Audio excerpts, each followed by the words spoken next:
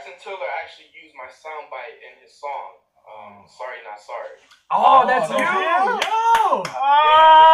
That's him, hey, Bryson, my guy. That's him. Okay. What did you come up with, boy, if you don't get? Like, where'd that come from? To be honest with you, it was an accident, bro. The thing is, it's like, I was bored in my house. Like, here's a little fun fact. I was bored in my house, and I don't know, I just thought of, getting the camera, saying, boy, if you don't get, and then that was that. Right. The fun fact is, I was going to delete that Vine the day I posted it. Mm-hmm. So, I was going to delete the Vine the day I posted it because I thought it wasn't funny enough. Right. So, female in the comments was like, yeah, don't delete this shit, nigga. I was like, I didn't know what the hype was. I didn't know what the fuck was going on. Right. Now, Vine has this feature where when your vines are blowing up, they have this boost at the top right, and it's on fire. It lets you know that a lot of people are watching this shit. Mm-hmm. Oh, that's what's up. Yeah. Okay. Yeah. So the looser's going up. I was like, yo, what the hell is going on? I was in class, and I was like, what the hell's going on? My phone, did I put my phone number online or something? I didn't know what was going on. So I was like, okay, this is real. I was like, okay, this is cool. And then it got real when, my face started appearing on, pages like Chris Brown on Instagram. Right. That's what's up. Using the phrase on one of his Instagrams. That's when it turned real. Because when Chris Brown posted it, everybody was just hitting my phone like, yo, hey, like, check Instagram. Yo. Check your Instagram. Chris Brown, oh my God, you famous. Oh my God, you famous. Little people. It was guessing. Oh, wow. Yeah, so from that point, I just continued doing videos. A lot of people started fucking with it, so I decided to keep it going. That's deep. What made you, when did you know it was time to transition from Vine to, the Instagram or whatever else, you left Vine and went to? Right. So I kind of knew Vine was dying before anybody else. So I was like, you know what, I have to get off of this platform. Plus, I didn't want to limit myself to 6 minutes. I wanted to, actually. So I was like, yeah, let me hop on to, Instagram because the 6 seconds can only work for so long. Mm-hmm. And then I didn't want my primary media platform that go on. So I was like, cool. You know what? I'm gonna venture off. I'm gonna do Twitter and Instagram. See how that goes. That came out really successful, and now that I'm in a transitional period where I'm going into YouTube. So. Yeah, that's fun. Yeah. See, I've been seeing that. Yeah, I was gonna comment on that because I watched your Vines and then I saw how you transitioned to YouTube. Now, I know it's different. You know what I mean? Because the level of content for a 6 second, like you said, now you're going to a YouTube. Like I just watched your story time. That's like 12 minutes. How has that affected you? Have you been transitioning well? It seems like you have. It seems like you have a lot of content that you can, keep people engaged the whole time. Right, yeah. So YouTube is a little different because, of course, you can post, unlimited amount of minutes on there. Plus, YouTube is a whole different community as well. It's not like Instagram. It's not like Twitter. YouTube is more something that would it's relative to like television. Right. Social media is just something where you scroll them, you might like a video. The video's 1 minute long, so that's that. You continue scrolling up, but YouTube is literally you have channels. Right. Different people's channels. So once again, I wanted to break that boundary of not just limiting myself to 1 minute. Twitter's 2 minutes and 20 seconds or whatever. I was like, okay, I want to see what I can do with this YouTube. Plus, a lot of people are telling me like, yo, you need to venture to YouTube. They're saying, oh, there was money and then there was a whole bunch of other stuff. You can collaborate with different people. As far as the transition, it's pretty good. I was expecting a lot more people to shift over to it, but I mean that's fine with me. That just means I gotta work from ground zero again. Right. Then I can just I'm trying to get the gist of YouTube a little bit, and but what I realized because I work with a YouTube partner right now, so she's just telling me you just gotta be consistent, just post videos as much as you can, and you never know, one video may blow up and you wouldn't be as sure about it, and then you gotta keep it going. So. Right. So one more thing for me at least. So you say about the YouTube, it is definitely harder. I agree because I think because our society it's hard to keep them engaged for that long. I think that's why I know we see that 6 seconds anybody can watch that. A minute anybody can watch that. But to watch like a 12-minute video, like I said, but let's go off of that. Do you see yourself? I know it's fresh with the YouTube, but I like to think long term. Do you see yourself transitioning even further? You know what I mean? Having your own show. Going to network television. That's what I was gonna ask. Okay. Most definitely. I see myself. Well, the thing is with television, it's kind of like a dying industry. Because a lot of people don't really watch television as much as they are on YouTube and Twitter and Instagram. Especially our younger generation. My parents they still watch TV, but it's usually just the news or sports. Okay. Other than that, they're not really watching any television networks. I like to be a part of films. Films is something that I really liked at a young age. I was always watching movies. I actually worked at a movie theater for about 2.5 years, just so I can watch free movies. That's the only thing. That's a great incentive.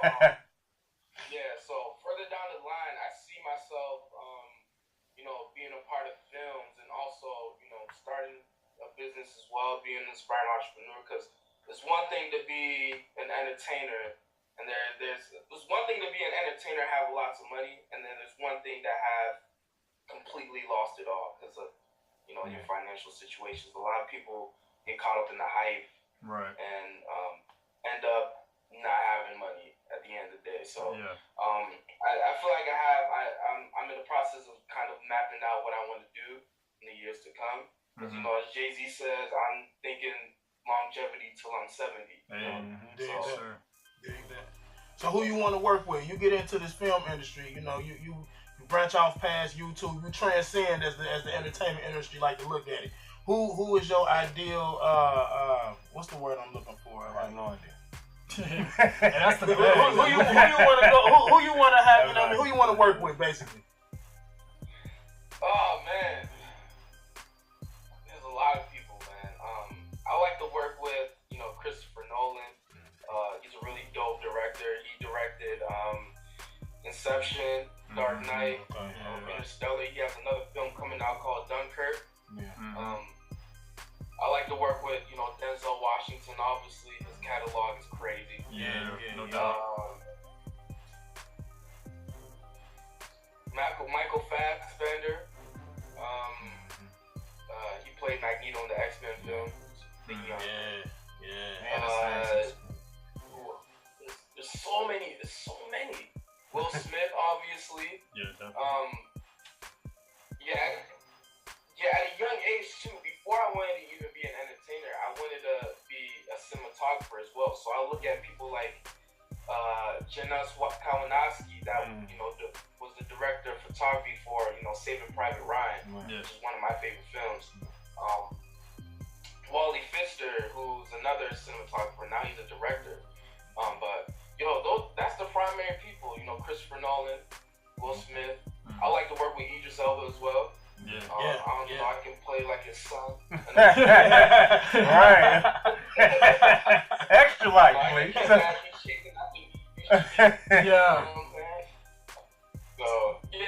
that's the primary people. Will Smith, Idris Elba, Christopher Nolan. Now that shirt you got on, how did you come about turning that into marketing, to a label?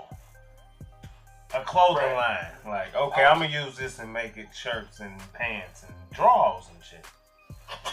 Right. Drawers, though. So, the reason why I started, doing this is because, I don't know if you know the artist Bryson. Yeah. Yeah, so Bryson Tiller actually used my soundbite in his song, Sorry Not Sorry. Oh, that's you! him? Yo! Hey, Bryson, my guy. Yo. That's him. Okay. Sorry, That's my not favorite sorry. part too. I always say it when it comes out. Sorry, I got hyped. That's my shit. I know, you extra. Say the part now, though. That's my Say shit. the part now. Boy, you know.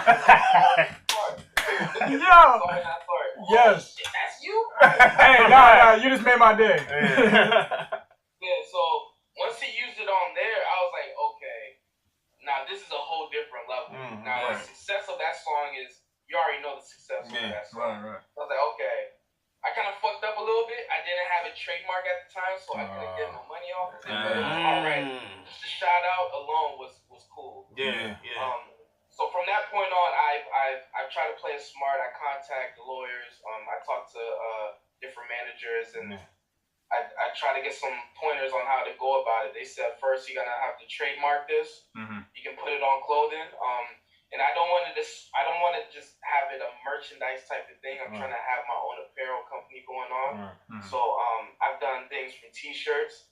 I've done beanies. I'm actually restocking in beanies really soon.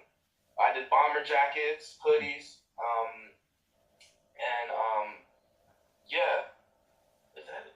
T-shirts, beanies. Yeah. Basically, you got it popping. So yeah. So I mean, if you want to call it that way. I'm really trying to start an apparel company. I even got me a mentor, so he's showing me the ropes in terms of the business side. So I think it's just a blessing, Having boy if you don't get. I really didn't expect this from just a phrase and a face. Right. So you're gonna have to capitalize on something like that before somebody else does. No, that's right. Yeah. That's right. That's where what's your boy? Duval. That's where he fucked up at. Yeah, that's where he fucked up at. You think so? Yeah, well, he let that's one of his biggest gripes. He let Charlemagne copyright or capitalize, should I say, off of his what that mouth do thing. Yeah. And now every time they're together, he talking about how that was his. Wow. Yeah, the thing is, a lot of people don't realize is that when you have a trademark or a patent or something, you can license that to different companies. Right. And they can give you money for that. So, for example, if you were to license a phrase that you said on your show that was successful, needless to say, a media company may want to use that phrase for one of their articles. Right. They have to come to you first, and then you let them know, okay, this is how much I'm charging for you to license my stuff. Right. And that's when you get some income coming in. That's what's up, man. I got a question for you. You say you went and found you a mentor for somebody who because a lot of people are out here on this various social medias trying to do what you're doing right now. You know what I mean? So for those people who think they need a mentor or feel that they want a mentor, but they don't necessarily have those type of people in their lives, like what would be that type of the steps that they would go through to find somebody to help influence them? Do they mentor have to be somebody they know personally or? Well, I can speak on my point. I just went on Google and I typed in "I need a mentor."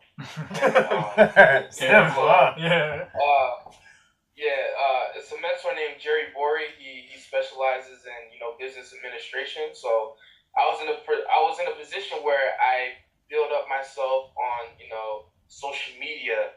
Now that when money's coming in, I wanted to know how I can manage myself, start a business, do a business plan. Right. But for somebody out there, it depends. I mean, you can just check around your area. There's going to be a seminar going out. There people are going to attend. You can simply go to a seminar, and sometimes you can ask somebody, "I want you to be my mentor." Some may say no. Some may be even flattered and be like, "Sure, I can mentor you. It's whatever."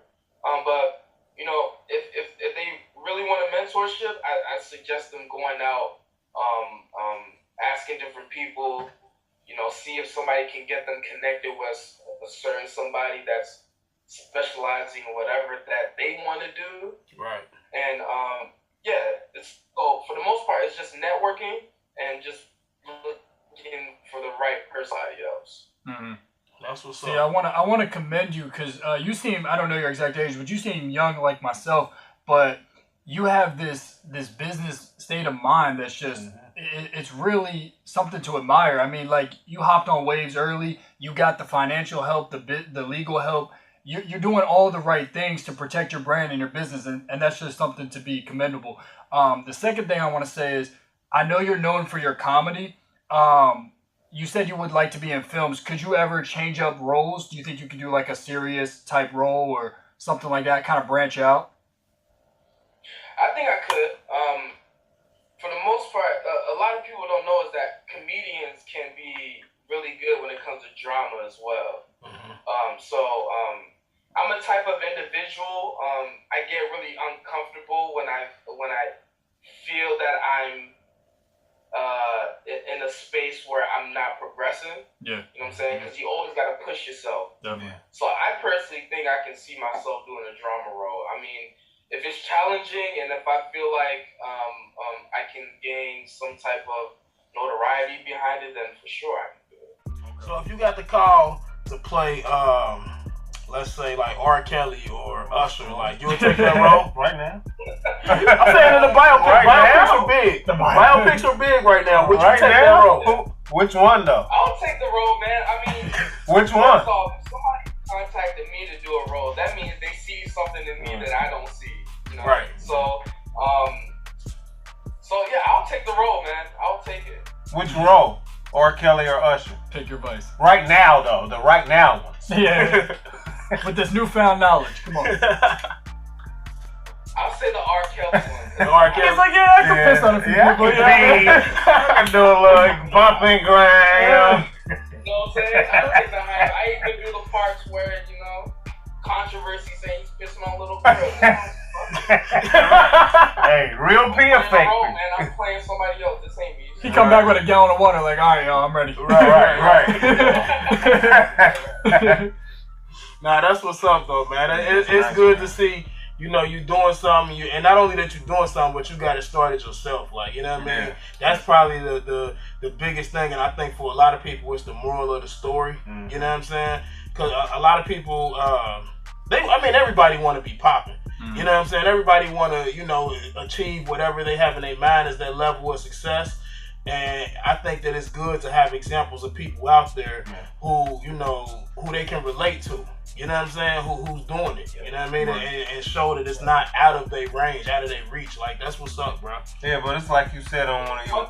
Oh, go ahead, bro. I was gonna say it's one thing to be popping, but what are you gonna do after that? Right, you know what I'm saying? Right. You know, people want to be famous, and then, you know, they reach that fame and they realize this is too much. You know, I don't want too many people in my business, but this is what you wanted though. So me, in my head is, I mean, if I'm doing whatever that I love to do and people are recognizing it, the fame is gonna come regardless. I'm not chasing that. Yeah, that's You know right. what I'm saying? I'm shooting for the long term. I'm doing I got an opportunity here and I'm taking it as far as I can.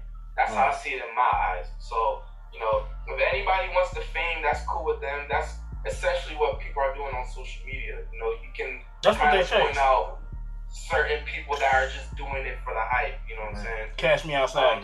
Yeah. See, that's rare. See, what you talking, that's rare, man. Yeah. You think about the next level. You like, okay, this is hot now, but what's gonna, you know, longevity? Like you said, it's like people don't think like that, especially at this age, man. That, like I said, that's commendable.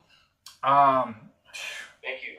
Yeah, man. I don't even know. That's just great. I noticed on one of your Instagram posts you say everybody want fame, but I'm paraphrasing. They don't want to sacrifice the things they need to. What did you have to sacrifice to be at this point? I had to sacrifice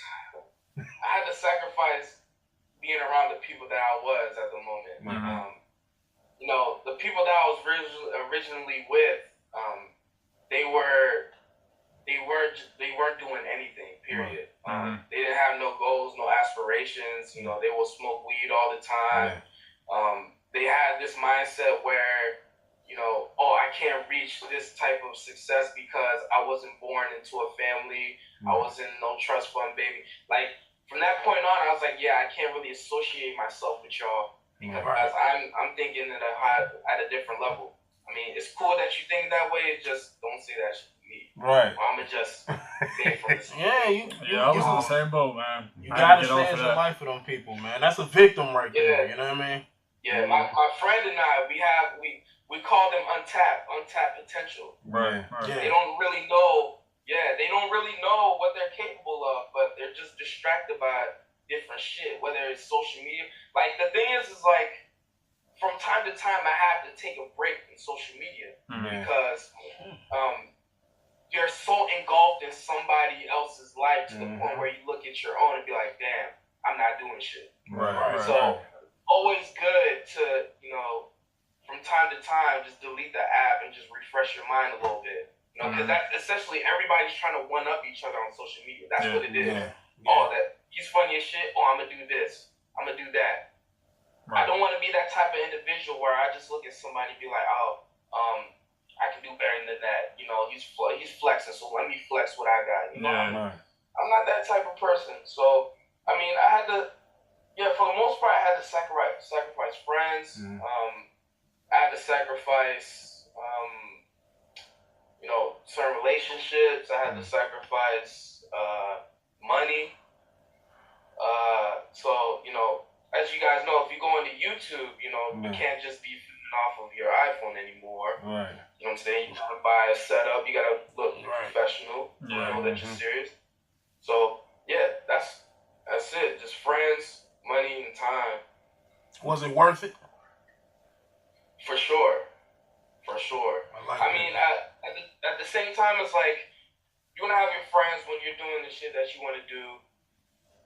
Some are gonna hate. Some are gonna be like, I appreciate what you're doing. You know what I'm saying? Because at the same time, I'm doing it for my well-being. I'm doing it because I'm happy. You know what I'm saying? I'm not doing it because of somebody else. So it was definitely worth it.